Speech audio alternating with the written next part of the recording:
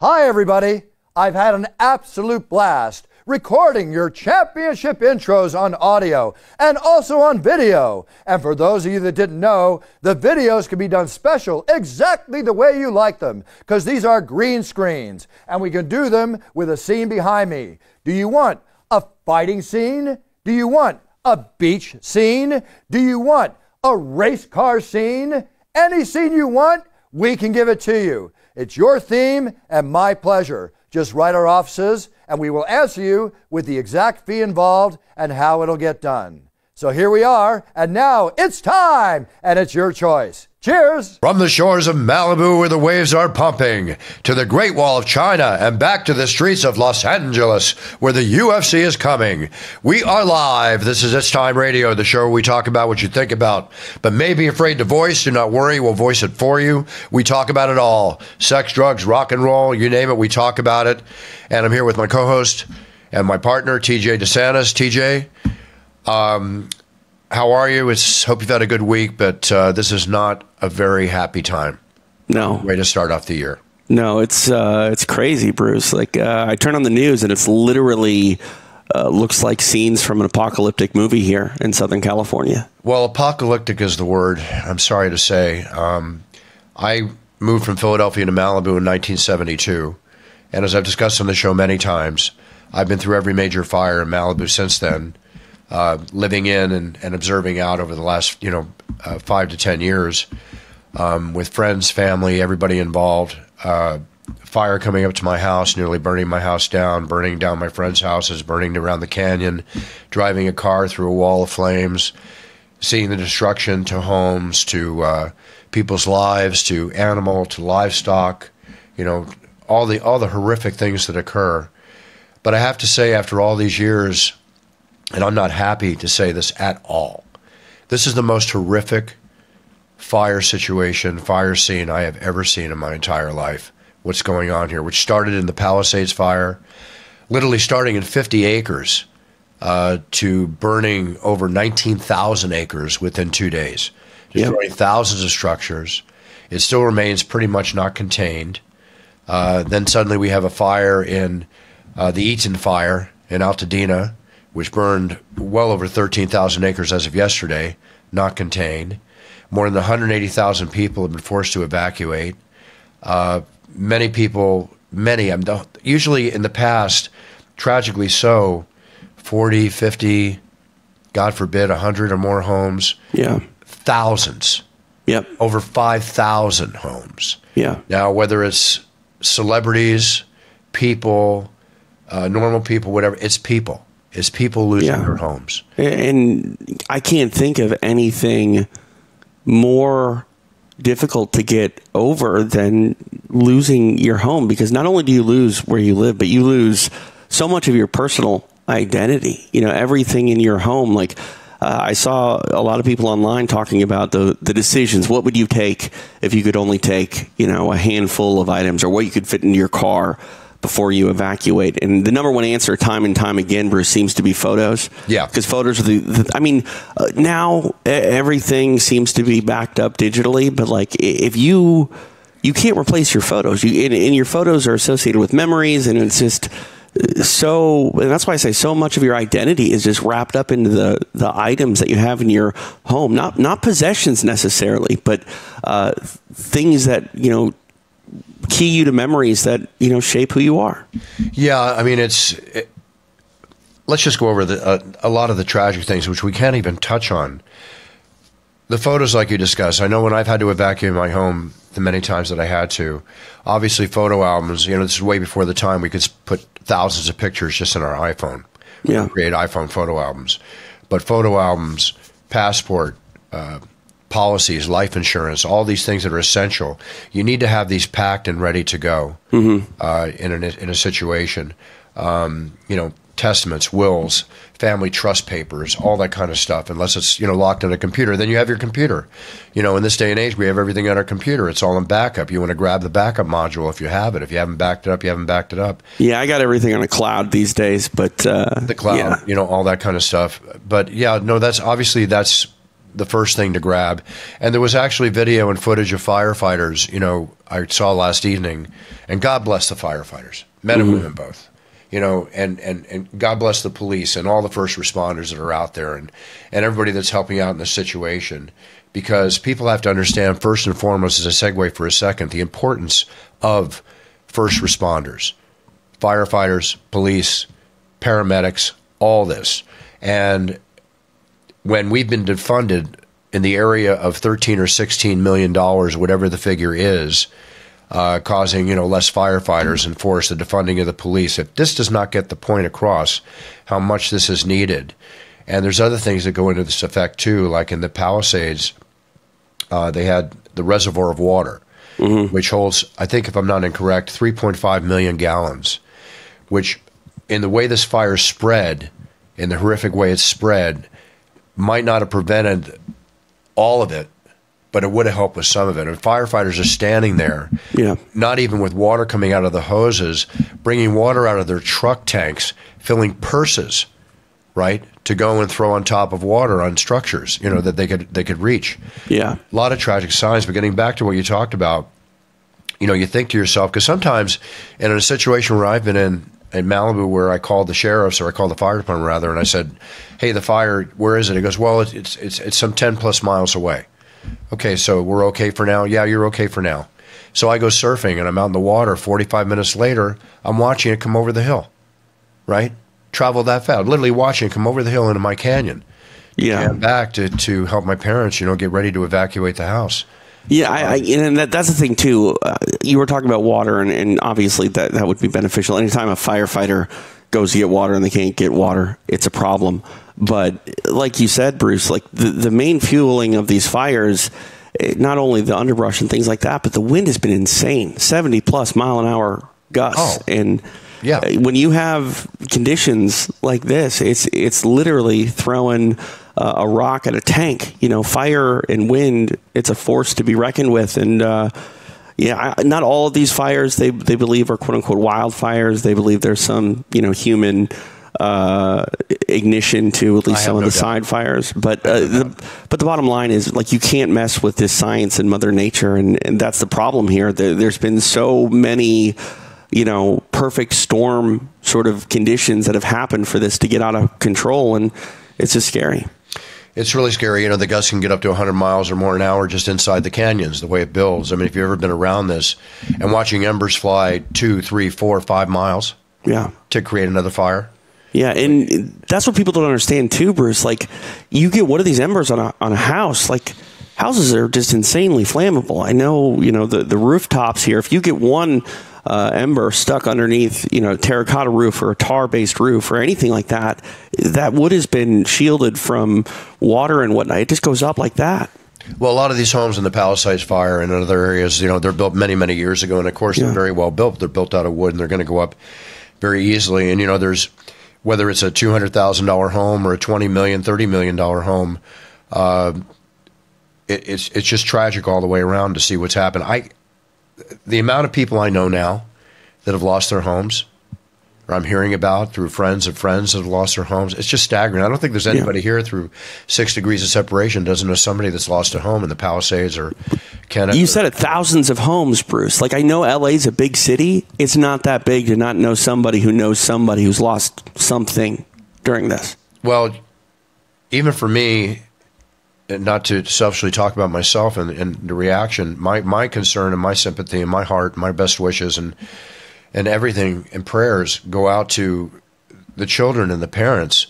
The PTSD that's going to be caused in the kids. I mean, look, we just got over COVID with the kids in school. Now in the Palisades, they don't even have a school. Right? They don't have homes. They don't have a school. Think about being a parent. You're a parent. Think about, you've got to relocate. You've lost everything in your house. Your child, who you want to have the proper education and everything, and now you've got to find a way to let him go back to school. Where's he going to go to school? Right. How is this going to happen? The interruption in people's lives, it's unfathomable. You really want to sit down and think about it. Law schools, relocation, years to settle. This is the worst fire in the history of fires, from what I understand, that has happened. And it's even bigger than the famous Chicago fire that took place many, many, many years ago. The rebuilding process that's going to take place. And that's what's scary too, Bruce. Like you talked about the containment. I mean, single-digit numbers in percentages of these big fires have been contained. I think the biggest one, I think the Palisades fires has been contained to 8%, which is, honestly, I hate to say it, like mostly it's just burning out. Well, it's just burning out, Bruce. Like there's nothing left to burn in these areas. And what is scary is, I mean, I'm 45, 50 miles away from this. On the east side of town, North Orange County area, and there's red flag warnings all around here. You know, thankfully, no fires have really popped up over here, but we're not out of the proverbial woods, and that's terrifying for me, you know, and, you know, thankfully, I'm not in the scenario that you mentioned where I'm looking at my child having, you know, trauma and all of that stuff, but we're all still dealing with something that is far from over. Yeah, no, it's far from over. You know, the closures, I mean, they were closing down parts of Santa Monica. I never heard of a fire going into Santa Monica. Thank God it did not, except for on the edge there. Yeah. Dude, downtown LA is at risk, Bruce. People don't think, they think wildfires, they think canyons. They don't think downtown. You know what I mean? On Tuesday night, I went to a screening of Chuck Zito's documentary of his life, right? Up in Hollywood.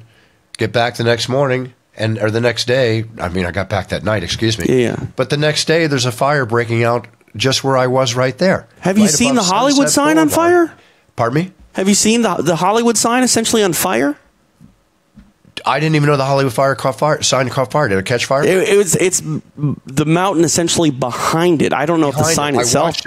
I watched it from my house. Right, that's what I'm saying. Like, Bruce, this looks like television. Like, what? What is happening? I saw this little speck in the hills, and I thought, what is that? Then it just started going like this, TJ. Yeah. And just watching it grow exponentially just from 50 acres to literally 300 acres within an hour. Yeah. It was crazy. And that's the thing, too. Like, we always live in a drought here, but I can't remember the last time we had substantial rain, where it rained like for a full day. It's been like a year. The drought is crazy. Yes, you know, people talk about the ocean water and salt water they can use to put it out. You know, they go down, they pick it up. Here's the problem, though, Bruce. There's 70, 80 mile an hour plus winds. It's pretty dangerous for a helicopter to go out over the ocean to try to pick up water. That was part of the problem when it happened. And but luckily they were able to start doing that. And then they had an instance. A Canadian super scooper that came down here from Canada was grounded because a civilian drone hit the wing. Right? The damn drones. Like, we haven't even talked about that on this show. Like, all these conspiracy theories and all that stuff. But straight up, can people just stop being idiots with their drones? Yeah, well, they're going to get in trouble for sure. You know, and then the one fire in the valley, the Kenneth fire, which erupted. And I was worried about my brother because in the area where he lives, it was near there. But basically, they arrested somebody they thought was the arsonist. That they saw, and they had to release him because they didn't have enough evidence. Right. Although they arrested him on a probation violation. Then they got to ask yourself, you know, and this is a theory that's out there, all these fires that have been caused, was it arson in some cases, you know? Even if it's not necessarily arson, it's accidental, stupid mistakes that are human, created. You know, a lot of fires that break out in landfills is because people like throw out batteries, and the batteries make connections with other pieces of metal. It can be.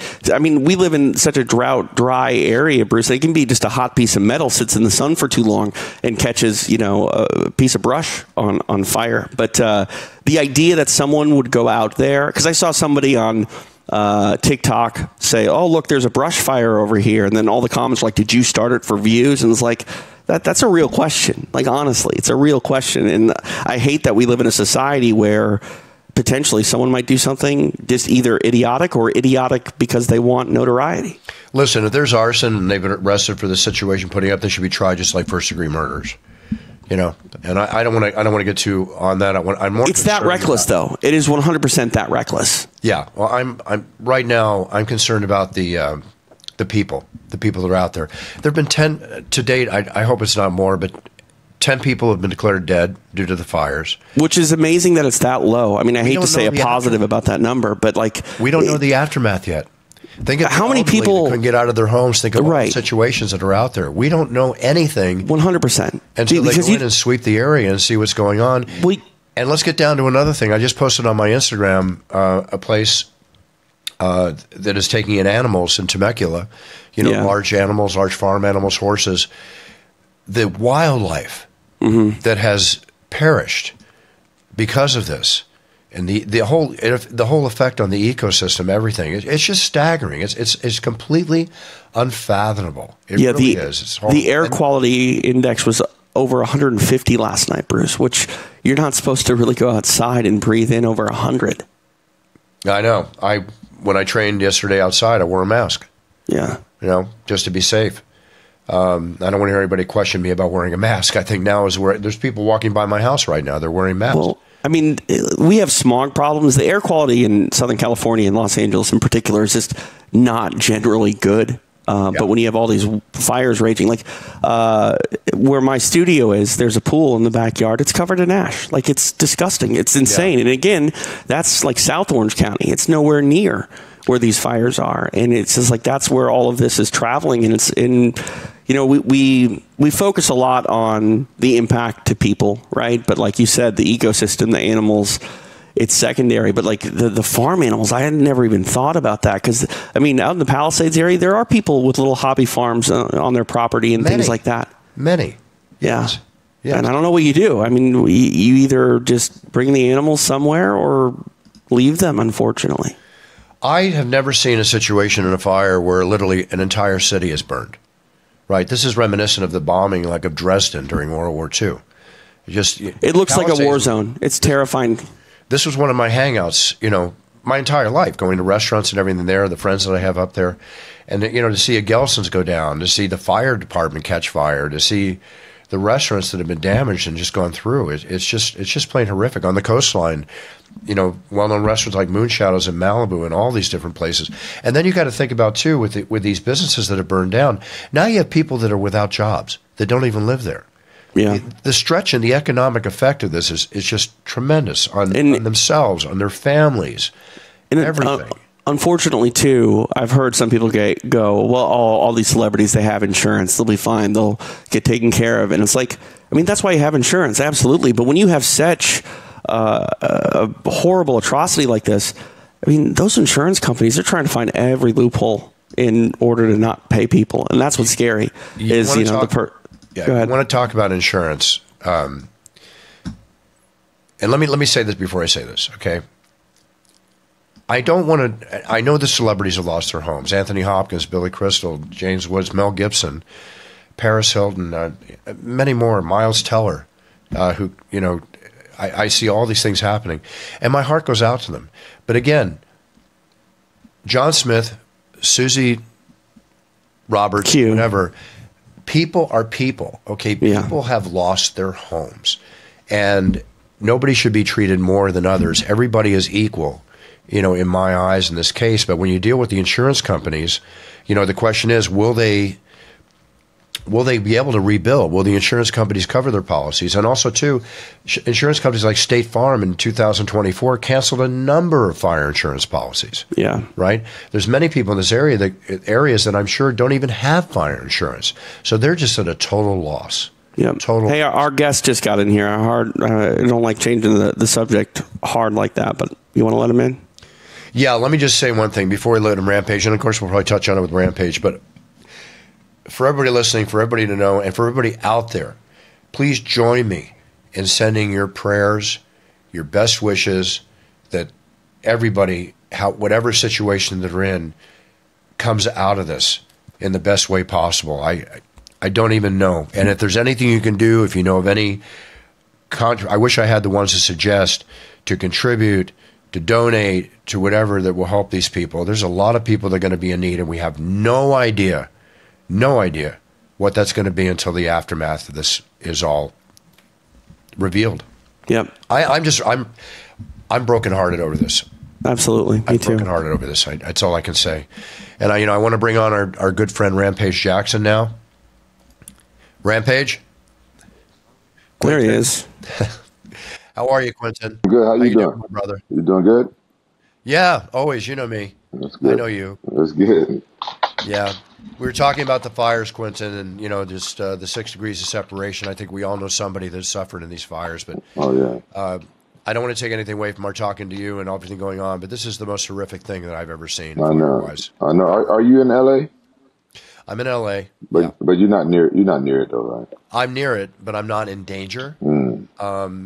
And where I used to live in Malibu, would have been a different story or whatever. But aside from anything, the people I know, the friends I know that have lost their homes, it's completely tragic. Yeah, completely. It's the worst thing that's happened in my lifetime. My lifetime too. My lifetime too. But I don't want to take anything away from what we're talking about. I know how you are. I know you send your prayers and wishes like we do to everybody else. Oh yeah, for sure. So we have to segue here for a second, folks, because life has to go on. We'll be dealing with this probably over the next how long on the show and talking more about it. But Quinton Jackson, Rampage, getting back in the squared circle this time. Yeah. Right? Yeah. Going to box Rashad Evans in 2010. I don't mean to bring up any bad memories or whatever, but you lost a decision to him where you thought you won, and many people thought you won, and it's how that goes sometimes in the UFC with the judges as well as in boxing. So tell us about that. How did this come about that you and Rashad decided to go at each other again? Oh, I had Rashad on the podcast I do with Bear, the Jackson podcast, and we were just talking about it. And I told him, I'd like to get my rematch before I got too old. And he said he knew some boxing promoters, and he put together a fight. We was originally talking to some other promoters, but I guess they wasn't as serious, or they couldn't come up with it. I don't know. So he got in touch with the people that's putting the fight on right now. And I apologize for not remembering the name of the promotion, but he got it put together. And Rashad said he wanted to box. He said he didn't want to do MMA this time. So I'm like, okay, I'll box you. Well, I think Rashad comes from pardon me, comes from a boxing background, right? Yeah, wrestling. No, he's a wrestler. Too. He's a wrestler. Yeah, is a wrestling background? I didn't know. Michigan State, I believe. Yeah. Okay, and obviously being mixed martial arts fighters, you guys train in boxing all the time. How many rounds and time wise, what are we looking at here? What is the? We're doing 6 3-minute rounds. 6 3-minute rounds. Glove size? I think we're going with 10-ounce gloves. 10-ounce gloves. I would think that would be the case. Well, knockout abilities right there. Yeah. See, I like Quinton Jackson as a boxer. I think Rampage, you had one of the best parry styles in defensive boxing. It doesn't get enough credit, I think, when people talk about your career. Everyone talks about the slams and the pride fights and UFC championships. But honestly, in my opinion, just your defensive, pure parry style of punching doesn't get talked about enough. Yeah, I appreciate that. I started boxing and I fell in love with it, and I got away from slamming people as much. Once I got my first knockout, and I fell in love with knocking people out, and then sometimes I felt like I was looking for the knockout a little bit too much. And now I'm training strictly at boxing. I respect the boxers a lot more. I don't think anybody understands that. We can talk about boxing, compare the two sports, which MMA and boxing. I always say it's apples and oranges. You respect both for being the individual sports that they are, like tennis and badminton. You can't compare them. We have 2 weapons, Marcus of Queensberry rules in boxing, and over 40 weapons in mixed martial arts. But a mixed martial artist, until they start training for boxing, I think that's when the real respect is gained for the boxer, even though they have respect already. It's not an easy sport. No, it's not. And I'm wearing this in honor of you, if you know this name. Yeah, Smoking Joe Frazier. Because every time I used to tell people, I always thought you were the Smoking Joe Frazier of MMA. Oh, for real? Yeah, I always looked at you like that, because you could be winning the fight, not winning the fight, but you can come back like Joe, duck down, throw that left hook, and boom, the fight's over. You always reminded me of Smoking Joe, who I happen to have known in my life. Proud to say I knew Smoking Joe. So it's a total compliment to you, Quinton. No, I appreciate that. I appreciate that. Yeah, I've seen a few of his fights. He's a very tough boxer. George Foreman? Yeah. Who hit harder than anybody except for Ernie Shavers, who everybody says was the hardest puncher in boxing. The guy that made the grill, he was a boxer? Yes, he was a boxer. Sorry. And he said the only guy he was ever afraid of was Smoking Joe Frazier. Oh, for real? Yep. Oh, wow. So much respect. Much respect on that. Who's your favorite boxer of all time, Quinton? I would have to say my era, it has to be Mike Tyson. Yeah, he was. Yeah. When I was coming up in elementary, he was the man. Actually, before people outside my house knew my name was Rampage, my street name, people used to call me Mike Tyson. Growing up in Memphis, because I used to fight with my shirt off in Memphis. Whenever I took my shirt off, they used to call me Mike Tyson, Mike Tyson. So, I love Mike Tyson. Yeah, if you were to ask me that question, I would say in the old days, Sugar Ray Robinson, one of the greatest of all time. Obviously Muhammad Ali, and of course Mike Tyson. Oh yeah, for sure. Yeah, Definitely. In the ages back in the 2000s, the 90s, every week we were treated with the greatest fighters of all: Marvin Hagler, Sugar Ray Leonard, Tommy Hearns, Oscar De La Hoya in his prime. I mean, God, we saw great boxing matches every single week, and a great boxing match is a great boxing match and very, very exciting. I mean, I love boxing. yeah. It lost a little of its allure to the UFC, but still there's 3-4 great boxing matches, that happen every year, along with all the others that we don't hear about, and much respect and much respect. I kind of feel like boxing is kind of making a comeback. And I have to give some credit to Jake Paul. I feel like, for me at least, he's the one who kind of like revived it a little bit, made it more fun to watch. Because you remember during COVID, I think that's when he put on the fight. And then now I could say my favorite boxer right now is Usyk. Yes, very powerful, very strong. And as far as Jake Paul now, I'm hearing that he's going to fight Roy Jones Jr., which I really don't want to see. No, I think that's a rumor, because Roy Jones, I think he posted something and said no one talked to him. It's just speculation. Okay, it's a rumor. That's what I'm good on that. I like Roy's another great boxer, one of the greatest ever in his prime. Hell of a guy, the whole bit.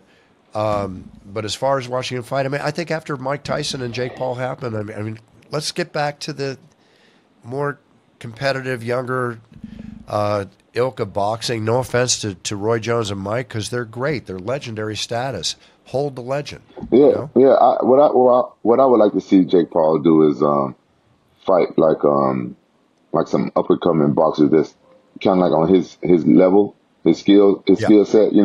Not the big time pros, because I don't feel like he's there. Because we saw it against Tommy Fury.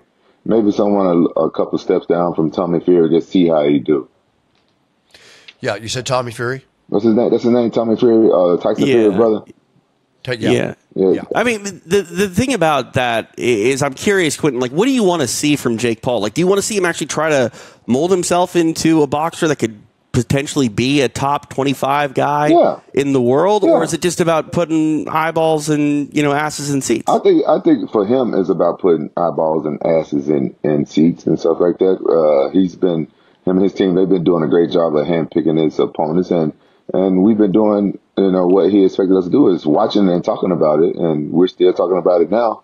So his plan is working, but now I think it's evolved to like people really want to see, is it just a gimmick or can he really box? And I feel like we saw that against Tommy Fury. And to be honest, I had only seen like some highlights of Tommy Fury before that, and I didn't think Tommy Fury was that good of a boxer. And I feel like that's what they thought. That's why they chose him, right? But Tommy Fury had something that no MMA fighter that he's faced so far had. Is like the head movement and knowing how to get out of the way out of punches, and just the mannerism of boxing that only comes with years of training in. And MMA fighter, we don't train like that. We don't duck and do all that stuff as much. Right. Would you have any interest in seeing Jake make the move to MMA? Because he's talked about it. Yeah, I'd like to see him get his ass kicked. I mean, I'd like to see him fight in MMA. I'd like to see it too. I'd like to see Logan Paul do it too. But Logan Paul recently said in this whole thing about Conor McGregor, $250 million boxing event or whatever, that's all BS. Logan Paul said, he's in the WWE. That's where he's going to focus on, as he should, because he's so good at it. That's BS? Huh? That's BS too? I read a quote on him that he's going to totally focus on WWE. It's BS until they sign the bout agreement. Yeah. I think it's a possibility. I really do. Who in there? What fighter or athlete in their right mind will walk away from a potential $250 $50 million paycheck. If Nobody. that's truly an offer. Oh, if yeah, that's yeah. truly an offer. Yeah. You got a point. That remains me. We're talking about a $500 million purse. Yeah. You know, I know they have money beyond who It's a has $500 million. Huh? It's a $500 million. It's a $500 million. Not something I that can't happens. think of any time there's ever been a $500 million offer for anything. Yeah. No. Yeah, you're right. I just figured maybe it might have been true because I know some couple billionaires over there in India, and they were trying to do the same thing Saudi Arabia's doing, like bring out the tourists. So I figured it was real. Listen, we can say anything we want to say and look at it any way we want to look at it. If it happens, it happens. If it doesn't, it doesn't. My guess is it's not going to happen. You know, I mean, the thing is Quinton brings up a really good point, Bruce. If you're trying to make money off of it, yeah, that type of money is not going to be thrown around. But if money is literally no object to you and it doesn't matter how much you spend, that could happen.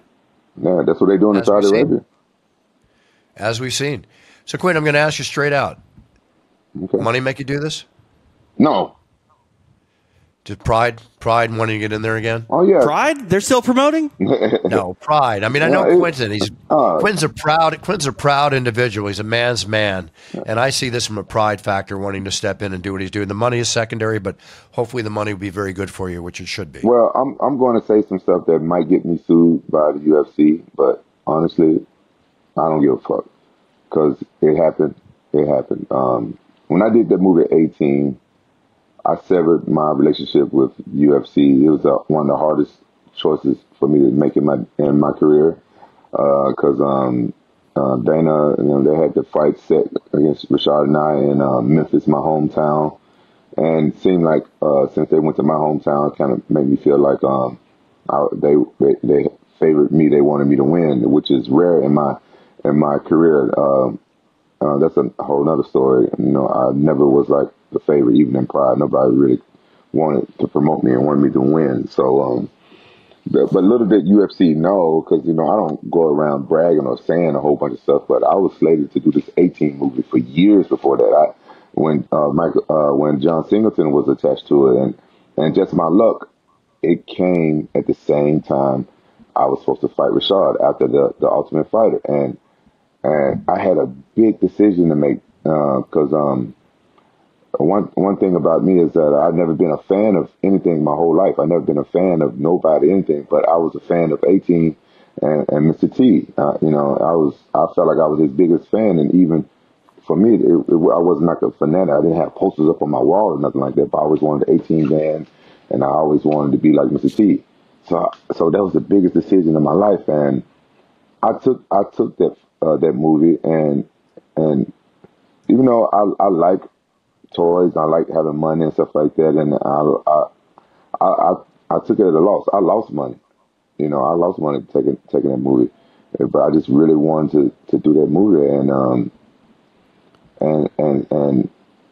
the UFC threatened to sue me, but what saved me, I didn't sign a bout agreement.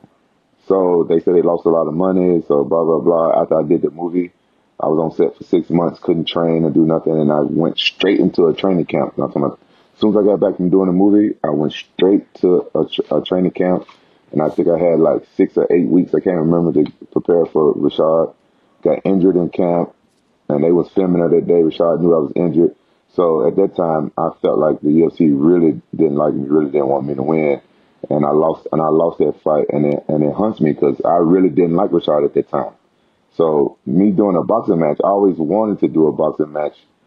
Even back when I was fighting in the UFC, I wanted to do a boxing match, and that's why I was low key jealous of Conor. He's doing all the stuff that I wanted to do, and so I said, you know what, I want to get a boxing match before I retire. That's why I was trying to fight Shannon Briggs for the longest time, but no one would put that together. So I think a lot of fans think that I'm doing it for money. I haven't fought in 5 years and stuff like that, but I never really talk about my money and my money situation, but I've been very successful. I don't have to work or fight again. Right. But I love fighting, and I feel like, why not do it while I still can? Because I got a few more years left in me. I want to do like at least 2 or 3 boxing matches. Then you'll never see me doing anything else in the ring again, unless it's like fun or pro wrestling. I did some pro wrestling with Josh Barnett, and that was fun. I do stuff like that. I'm with you. And actually, I look forward to seeing you fight Rashad. Like, there's certain fights that have happened. I'm not really looking forward to seeing them, right? I'm looking forward to seeing this fight.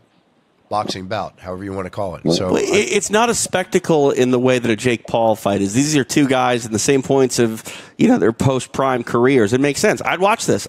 We talk all the time, Quinton, about the Mike Tyson and Roy Jones. Yeah, that gets casual viewers. That gets hardcores. This is kind of that in mixed martial arts, but in a boxing setting. I think a lot of MMA fans would actually be interested in this. Yeah, I think the fans should be interested, but I think the only downfall is that.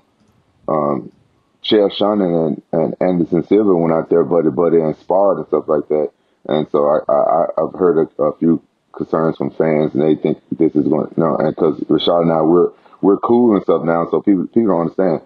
I fought guys that I was cool with. Yeah, I like Rashad Evans. Joe Kernahan is responsible for having Rashad and I be cool because he put us in a movie together where we was German twins, and then I got to know him on a different level. I was like, oh, he's not so bad. But back in the Ultimate Fighter days, I was fighting with emotions. I really wanted to beat him, even though I was injured. I didn't pull out of the fight and anything. I just really wanted to beat him. Now it won't be no emotions and stuff involved. It just be me knowing that I could beat him. And even though it's boxing is different from wrestling, because that's what he did. He tried to turn into a wrestling match.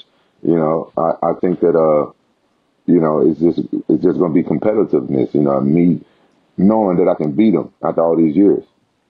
Quinn, the bottom line is you're a fighter at heart. Rashad's a cool cat. I like Rashad. He's a fighter at heart. You guys are going to go in. The bell rings. The shark eyes take over. You're in there to do what you do best, which is fight. And you're going to fight. You're not going to let up. You're going to give it 100%. May the best man win. So that's what fighting's all about. There's been many times in history where people have liked each other and fought each other, but that's your job. That's what you do, Right. So people got to respect that. Right. Don't question that. Right. I feel like a lot of fans put their two cents in and everything, and a lot of fans are talking about our age and everything. And I feel like, well, if you still healthy, no matter how old you are. Look at Mike Tyson. I think he was a little bit too old to get in there, and we all doubted him and everything. But I never say anything bad about Mike Tyson, but I can tell that was a money grab. And for me, this is not a money grab. I don't feel like I'm too old to go out there and box and have fun. I feel like a lot of fans should be more respectful towards the fighters because they're not like us. We are fighters. It's in our DNA. It's in our blood. It's what we love to do. That's right. I miss that high of going out there and entertaining the fans and getting my hand raised at the end of the night. You said it. You backed me up. Agree with me totally. Speaking about fighters and the people that have legendary status out there like yourself, you fought John Jones, right? Mm-hmm. And I thought you fought a hell of a fight with John Jones. And I remember seeing a video of Dana coming in and visiting you in the triage or wherever you were at that time. It was like a scene out of Rocky, Do you consider John Jones to be the GOAT? Yeah. John Jones is he's the best fighter I ever seen. He's the best fighter I ever faced. And I'm still kicking myself in the ass for underestimating that kid when I fought him because at that time in my life, I've never lost a fight being that prepared for a fight. I went to Colorado and I trained there for a couple of months, and everything was tips at the top. Everything was great. I was taking supplements for the first time in my life because throughout my whole career, I never took supplements. I had the people at what was it, Muscle Farm? What was that company? Muscle Farm. Yeah, Muscle Farm. Yeah, Muscle Farm. They moved me into the gym and they had their staff give me like the BCAAs and the supplements every day. That's the only way I do something like that. And I felt great.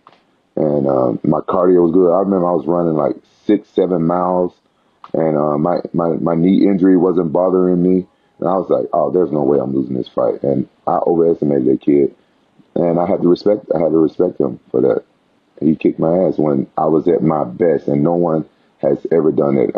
Any other fight I lost in my career, I always got like an excuse, and it's because it's real. It's something that wasn't right for me to lose.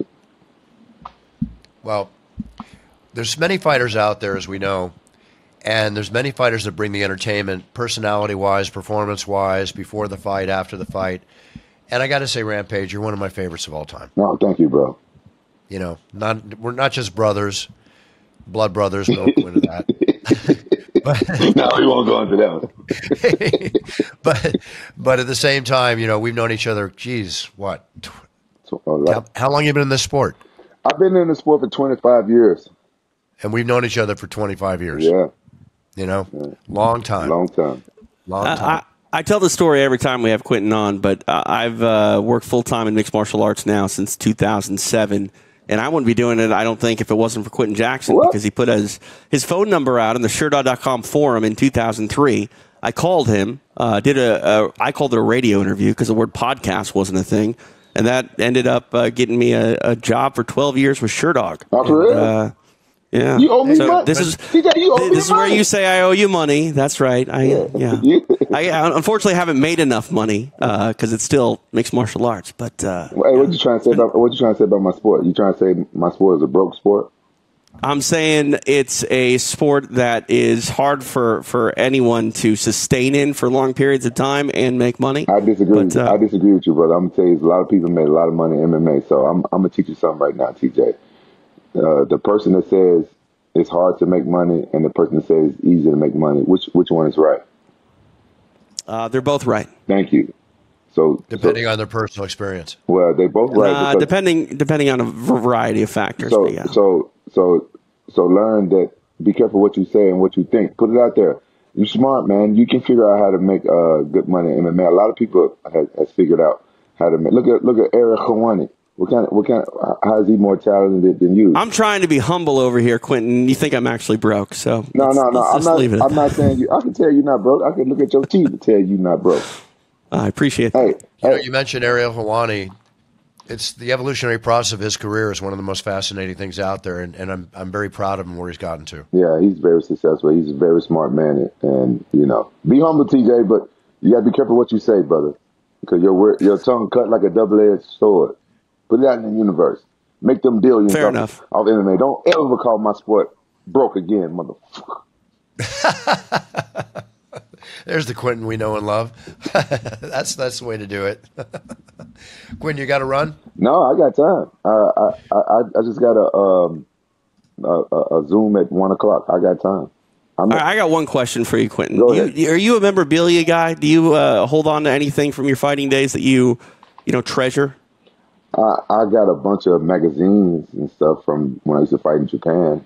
I got them tucked away somewhere. Hopefully, my kids might want it one day. But yeah, I'm not. I don't have a lot of memorabilia. I was thinking about all the things that I have. Bruce is a big memorabilia guy, and one thing that I have that I think might be worth some money that a lot of people don't have is a copy of the DVD Rampage Unchained. Oh wow! How much do you think I could get for that? Fuck, I don't know. If you get a penny, you'll get more than what I got from it. What'd you say? If you get a penny, you would have made more than what I made from it. I mean, I bought it. I bought it from Sherdog. He didn't make anything off it, TJ. I bought at least one copy. You should have made some money. Yeah, if I didn't have people that ripped me off, I would have probably been a multi-billionaire by now, probably. I mean, that's quite the DVD. Not a lot of people were doing things like that. I don't know how many you made. But. I know, man. I always like to do like skits and stuff. Even before Dave Chappelle, I wanted to do that type of stuff. I like to tell people I'm a comedian pretending to be a fighter, and I kind of toned it down a little bit now since the world's gone kind of soft and sensitive. But most of my stuff I do, cameras don't see it, and I just love making people laugh, love making myself laugh. And I was a young man. I was in my 20s over there in Japan, and I had so much fun. Like honestly, most of the stuff, the funniest stuff, the cameraman wasn't even rolling. I used to always look at the cameraman, and he'd be over there fucking doing some stupid shit or something like that while I'm like thought I was going to have some funny footage. So I'm glad that Unchained, came out. But now you got to think about it. That was made 20 years ago, and the world is different now. So some of that stuff, can possibly get people to try to cancel me now. So, but I still think that's funny as hell. You know, it's interesting because you fought in Japan at a time where mixed martial arts was still very small here. You know, wasn't doing 10,000 seat arenas. You're going over there fighting in 50, 60, 70,000 people. You're a celebrity in, mainstream culture in Japan. What was that like coming back to the States, being relatively unknown here for a period when your star was, maybe not at the brightest when you got the A team and, became UFC champion, but already an established international star? Was that weird to come back here and be able to kind of live quietly and have some anonymity? I loved it. People don't understand that the only thing you really get from fame is less privacy. I know some people that's pretty famous and died poor. I wouldn't mind it if I had like hundreds of millions of dollars where I can, go and buy my own island sometimes when I didn't want to be bothered. But when I was fighting in Japan and being like felt like a superstar over there, and then had groupies and everything, that shit was fun. I'm not gonna lie, I was a young man. Then I come home and only a few people knew who I was. Only like the hardcore fans knew who I was, and you don't see them every day. You know what I'm saying? So I actually enjoyed it. I loved it. And if people didn't know who I was, I didn't tell them. And still till today, if somebody asks me, are you Rampage Jackson? If they say those words, I'm like, no, and I keep walking. If you ask, if you got to ask, the answer is no. I never got into the sport to be famous. I got in this sport to make a living. Because when I first started, I was fighting King of the Cage. I had no idea that this sport was going to grow up. Back in those days, if you fought MMA to be famous, you was an idiot.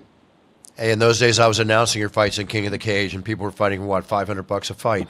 Just crazy back then. And that's the evolutionary process we were all involved with. And let's not get into the groupie situation with Rampage. We'll have another hour and a half on the show.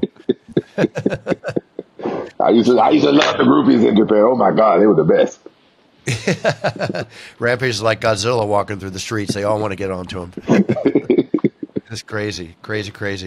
I've got to go, guys, because I got training session. I'm starting here in about 10 minutes. I want to get my training in too. Rampage, you're going to go to L.A.?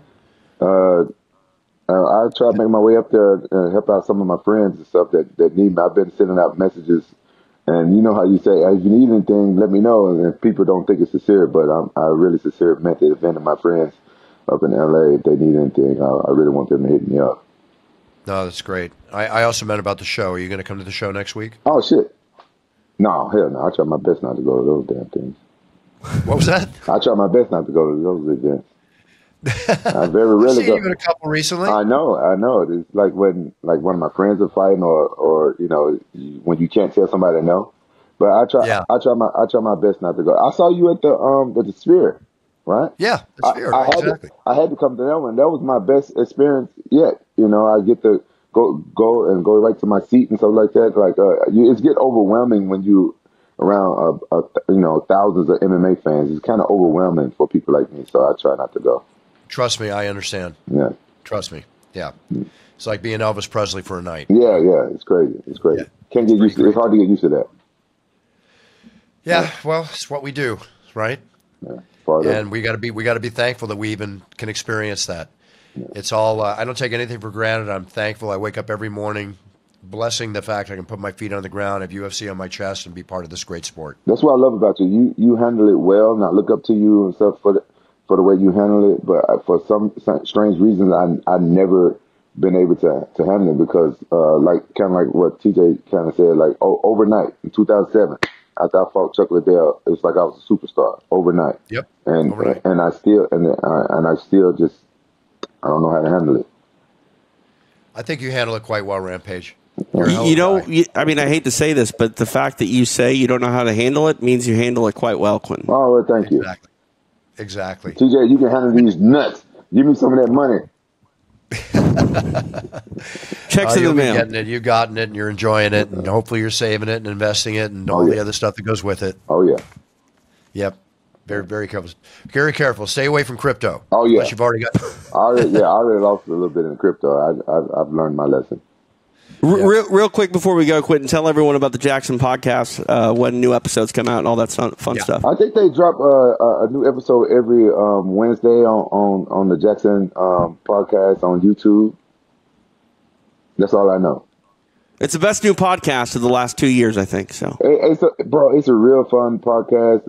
My co-host Bear, he's great. He's really fun to work with, and he loves it. That podcast got me back into watching MMA. I'm now an MMA fan again, and we got Luke Rockhold that comes on there whenever he's around. He's on there a lot, and then we got TJ Dillashaw that comes in and do the UFC recap. So I'm sure we're gonna do one about the next UFC, the one in LA. Yeah, so I really like it. It's a lot of fun. But the best thing about it, I just come and sit down and show up. I don't got to do no work. I don't got to do no pre-work and stuff like that. So I'm a weird individual. I don't know a whole lot else. And I never watch an episode. Now I'm there. I see when I'm there, and people tell me it's great, and I'm glad the fans loving it. A lot of actors don't watch their movies. Speaking of actors, real quick, you worked with Liam Neeson on A-Team. I work with him on the new Naked Gun film that he's making that comes out next year. What a hell of a guy he is. Oh, he's a great guy, huh? Yeah, great guy. It was really I can't. No, I was about to give away a scene. I can't do that. Yeah, I can't do that. I was going to I'll tell a funny story after the movie comes out. All right. Quinton, it's a pleasure, my friend. All right. Brothers forever. Brothers forever. Forever. And look forward to seeing you, getting together whenever we possibly could do that. And if I can ever come on the podcast comfortably, I'd love to be on the podcast. Oh yeah, whenever. Let me know. I just don't want to bother. Whenever you got some free time, you let me know. Do I got to be in studio, or can I do it on video? Yeah, they like to do. I don't know. They like to do it on studio. Barrett likes to do it. He likes for you guys to be in the studio. Where's the studio? It's in Newport Beach. You ever come to Orange County? Yeah, of course. I mean, but usually it's down nighttime, you know. Oh, okay, yeah. Well, but I'll tell you what. If I ever know I'm going to be down there during the day, or I'm spending time down there, I will definitely let you know, and we'll see if we can work it out. All right, sounds good. Not an idle gesture. I mean that sincerely. I'll see if we can work it out. All right, thank you. All right, Quinton. All right, guys. I'm always here for you, brother. I'm always in your corner. Thank you so much for coming on the show. All right, anytime. All right, and good luck with Rashad. All right, thank you, brother. All right, I'll be watching. All right, guys. Cheers. Thanks, Quinton. All right. All right, everybody. Quinton Jackson. Got TJ DeSantis here. TJ, time to sign off. Anything? No, that was a good conversation. He's one of the oldest tenured guys of this modern era. He's kind of the transition period where MMA was still not anywhere near what it is today, but then he kind of fought in the era that is today. He's got a lot of insight, a lot of stories left untold. So people should check out the Jackson podcast because it's always a good time, and I can't wait to hopefully see you on it sometime, Buff. That'll be fun. Yeah, it'd be fun. We'd have a good time together. All right, TJ. Everybody, have a great week. Please send your prayers, your thoughts, your best wishes, your positive energy out to the people that are suffering from these fires, and pray that this all comes to an end very quickly. That's really all I can say, because that's what this is all about right now. That's it. So set your goals, write them down. When you step out on the yellow brick road, be the best you can be, and then you'll be winning, which we always say on It's Time Radio. It's time to win. And God bless everybody involved in these fires. God bless everybody, and I hope everything comes out well, for whatever that means. Did I say that correctly? Well, I don't know how to say that. It's a confusing time, Buff. I think you did very confusing. Everything very that you need to. So, all right, everybody. Buffer out, TJ out. Thank you all for tuning in. We'll talk to you next week. God bless everybody. Cheers.